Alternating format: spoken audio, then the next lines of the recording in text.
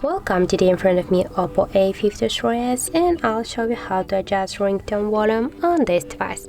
So first you should go to the settings application, and now just tap here on the sounds and vibration.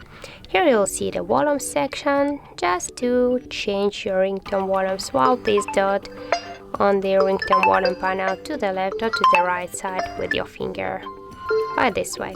Also, you can do that by the second way, just by pressing on your up and down volume buttons, but be sure first that you got here selected the ringtone volume here on the volume button function.